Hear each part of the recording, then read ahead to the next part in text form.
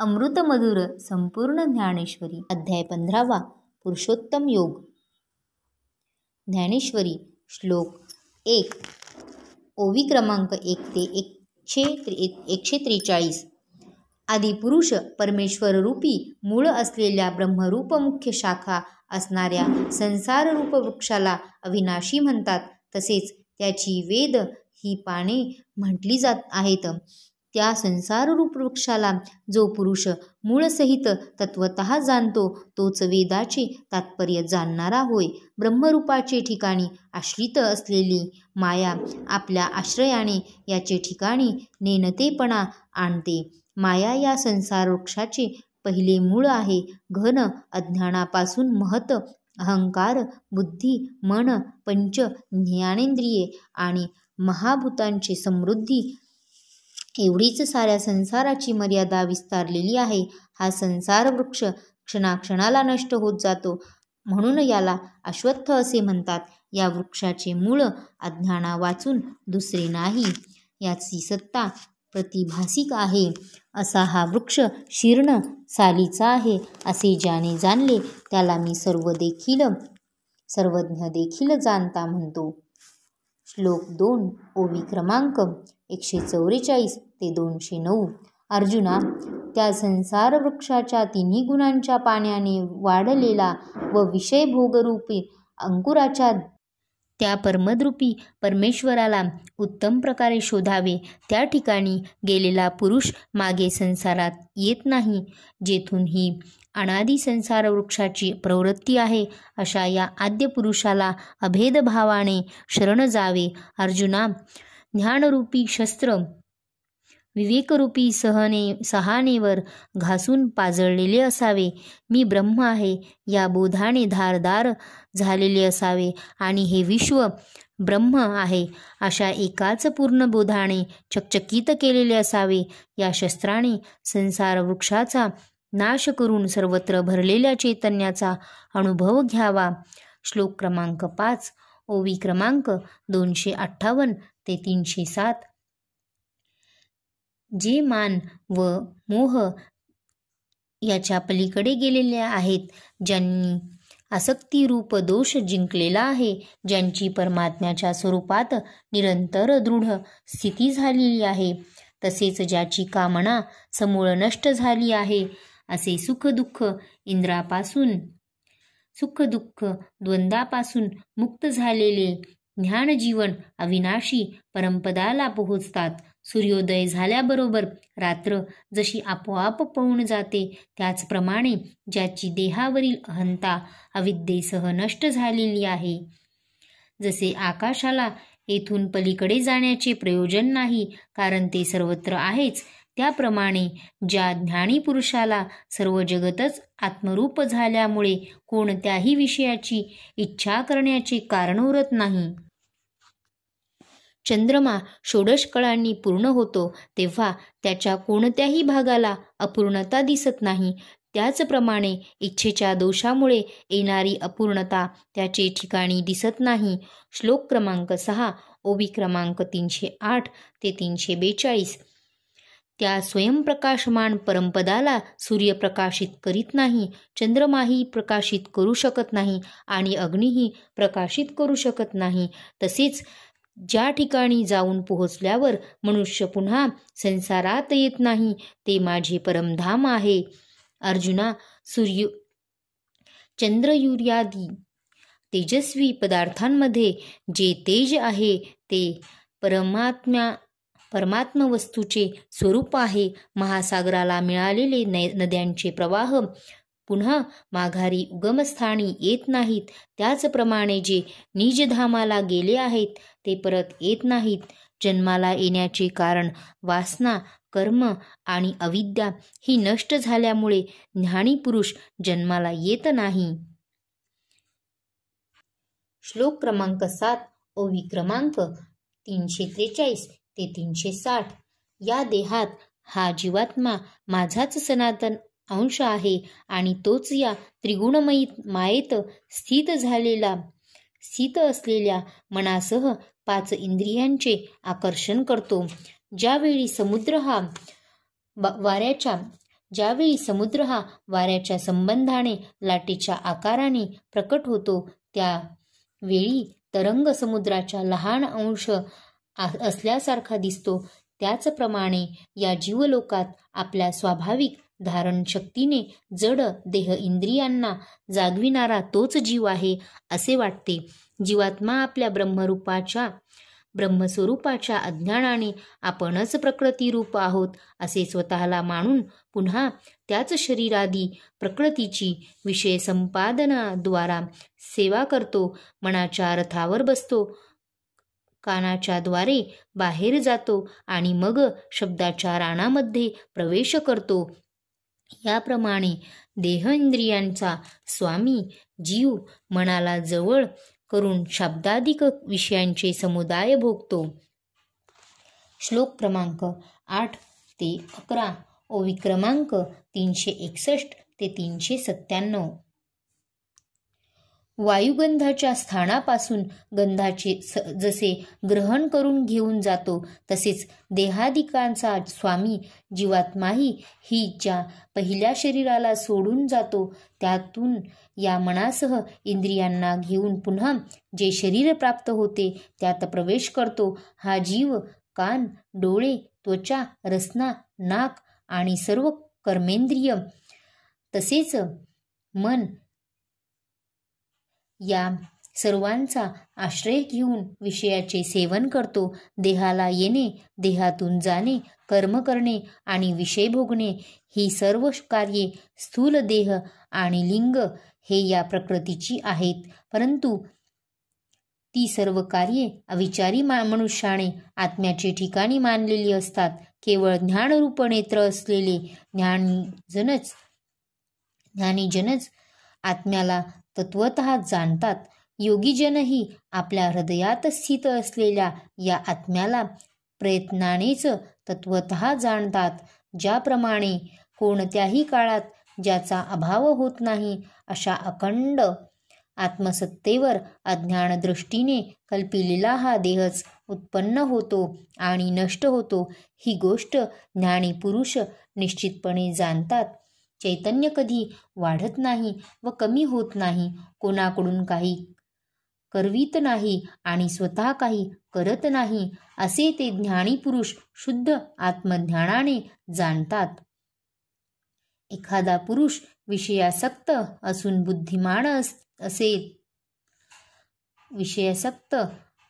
बुद्धिमान असेल तर त्याला आत्म्याचे शब्द ज्ञान होईल. विश्वात किती परमाणू आहेत याचे तो गणित सांगेल, वेदांत शास्त्राच्या प्रक्रिया समजावून सांगेल. परंतु अशी विद्वत्ता जरी असली तरी मनात वैराग्य प्रवेश करणार नसेल तर माझ्याशी त्याची भेट होणार नाही. चित्तात अभिमान आहे आणि जिभेवर सर्व शास्त्रांचा अभ्यास आहे, ते मला प्राप्त होत नाहीत. अर्जुना, ज्याचे अंतःकरण शुद्ध नाही ते मला प्राप्त होत नाहीत. श्लोक 12 ते 14, ओवी क्रमांक 398 ते 420. ही संपूर्ण विश्वरचना ज्या तेजाने दाखविली जाते ते सूर्यासकट असलेले तेज माझे आहे. ते विश्वाच्या उत्पत्तीपूर्वी नाशानंतरही आहे हे जाणावे. सूर्य हा दिवसा पाणी शोषून गेल्यानंतर पुन्हा रात्री पृथ्वीला जे ओलावा पुरविते ते चंद्रातील तेज माझे आहे.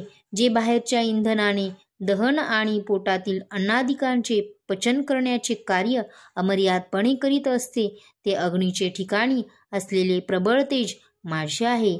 मी पृथ्वीमध्ये प्रवेश केला आहे, मी पृथ्वीला धारण केले आहे.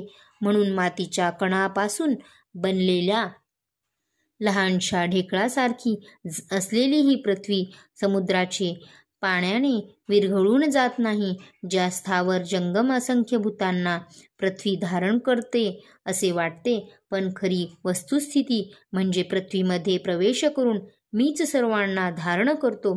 अर्जुना, आकाशामध्ये मीच चंद्राच्या रूपाने अमृताचे भरलेले चालते सरोवर झाले आहे. अमृत सरोवरापासून असंख्य किरण समुदाय सर्वत्र पसरतो, पण तो सर्वत्र पसरलेल्या किरणांचा पाट विशिष्ट पद्धतीने वळवून मीच सर्व औषधी वनस्पतीचे आळे भरीत असतो.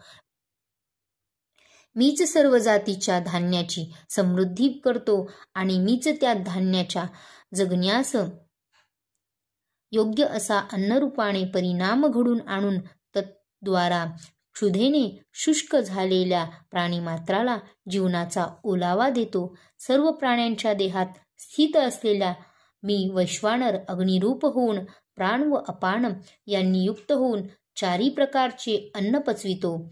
जनाला जगविणारे अन्नरूप जीवन मी आहे आणि खाल्लेले अन्न जिरवून जगण्याचे मुख्य साधन जो जठराग्नी तोही मीच आहे. अर्जुना, सर्व देश काल वस्तुत मीच आहे.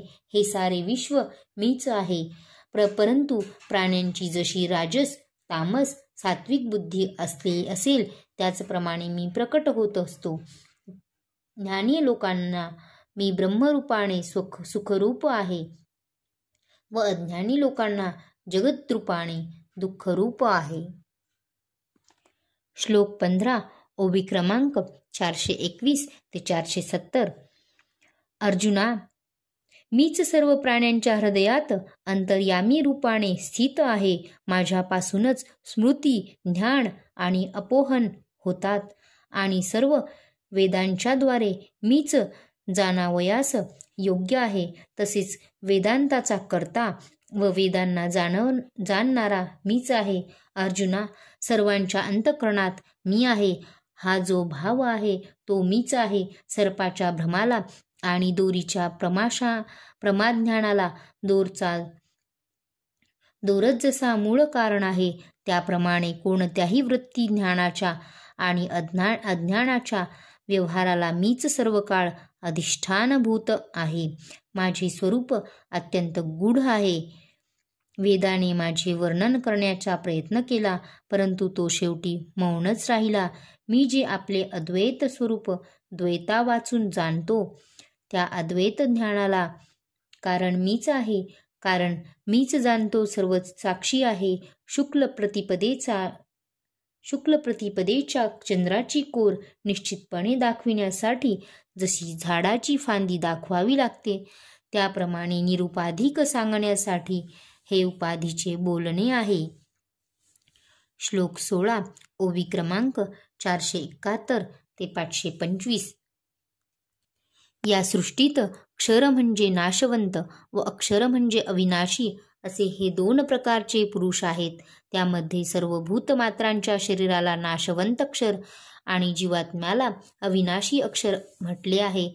ज्याप्रमाणे संपूर्ण आकाशात दिवस आणि रात्र हे दोघेही नांदतात त्याचप्रमाणे संसार राजधानीत हे क्षर व अक्षर नांदतात.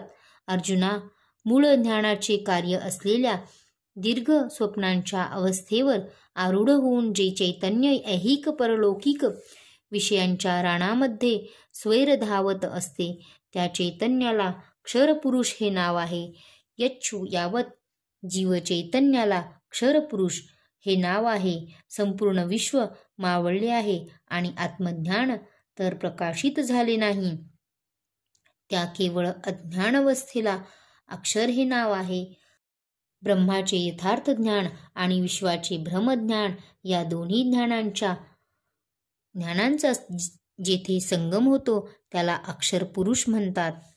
श्लोक क्रमांक 17 ओवी क्रमांक 526 ते 556.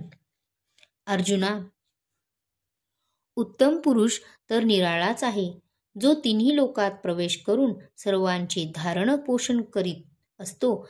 ज्याप्रमाणे तो अविनाशी परमेश्वर व परमात्मा असा म्हटला जात आहे. किरणे आणि मृगजळ याच्याहून सूर्यमंडळ जसे अतिविस्तृत आणि वेगळे आहे त्याप्रमाणे तो उत्तम पुरुष आहे. त्या उत्तम पुरुषाच्या ठिकाणी एकपणा नाही कारण उत्तम पुरुष निर्गुण असल्यामुळे त्याचे ठिकाणी एकत्व संख्या संभवत नाही.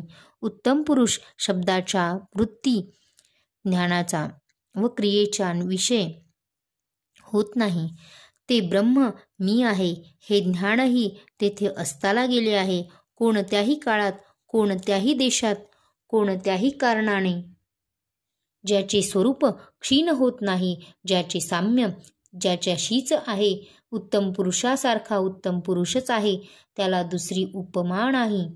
श्लोक क्रमांक 18 ते 19, ओवी क्रमांक 557 ते 570. ज्या अर्थी मी अक्षराहून आणि अक्षराहून वेगळा आहे, ज्या अर्थी मी क्षराहून आणि अक्षराहूनही वेगळा आहे, त्या अर्थी मी उत्तम आहे. याकरिता लोकात आणि वेदात मी पुरुषोत्तम या नावाने प्रसिद्ध आहे. मी स्वयंप्रकाश निरतिशय आनंदरूप नित्य आहे. हे भारता, याप्रमाणे तत्वतः जो ज्ञानी पुरुष मला पुरुषोत्तम समजतो, तो सर्वज्ञ पुरुष सर्व रीतीने निरंतर मज वासुदेव परमेश्वरालाच भजतो. मीच एक सर्वत्र सर्व देश काल वस्तुत व्यापक सच्चिदानंद भजतो. मीच एक सर्वत्र सर्व देश काल वस्तुत व्यापक सच्चिदानंद स्वतः सिद्ध निरपेक्ष सत्तावान आहे, असे जो म्हणतो आणि आपणाहून उत्तम पुरुषाचे भेद न जाणता ऐक्य जाणतो, त्याने सर्व जाणले हे म्हणणे देखील थोडेच आहे. कारण त्याच्याकरिता आपल्याशी व विश्वासी अभिन्न असलेले ब्रह्मच सर्वत्र उरलेले असते. त्यामुळे द्वैत कोठे उरले नसते. अर्जुना, माझ्या भक्तीसाठी तोच योग्य आहे, असे जसे आकाशाच्या आलिंगनासाठी आकाश योग्य आहे. श्लोक 20, ओवी क्रमांक 571 ते 599. हे निष्पाप अर्जुना, असे हे अतिरहस्यमय गुप्त शास्त्र मी तुला सांगितलेले आहे. याचे तत्वतः ज्ञान करून घेतल्याने मनुष्य ज्ञानवान व कृतार्थ होतो. हे ज्ञान म्हणजे उपनिषदरूपी कमळातील सुगंध आहे. हे ज्ञान म्हणजे उपनिषदरूपी कमळातील सुगंध आहे. हे वेदाचे नवनीत आहे. जी गीता ज्ञानामृताची गंगा आहे, जी विकाररूपी क्षीरसमुद्रातून प्रकट झालेली नूतन लक्ष्मी आहे. गीताशास्त्रातील ही अक्षरे आत्म्याला प्रकट करणारे मंत्र आहेत. या मंत्रातील भावार्थ जाणून जो विश्वात्मक प्रेमाशी एकरूप होतो, त्याचे जीवन कृतार्थ होते. ज्ञानेश्वर माऊली, ज्ञानराज माऊली.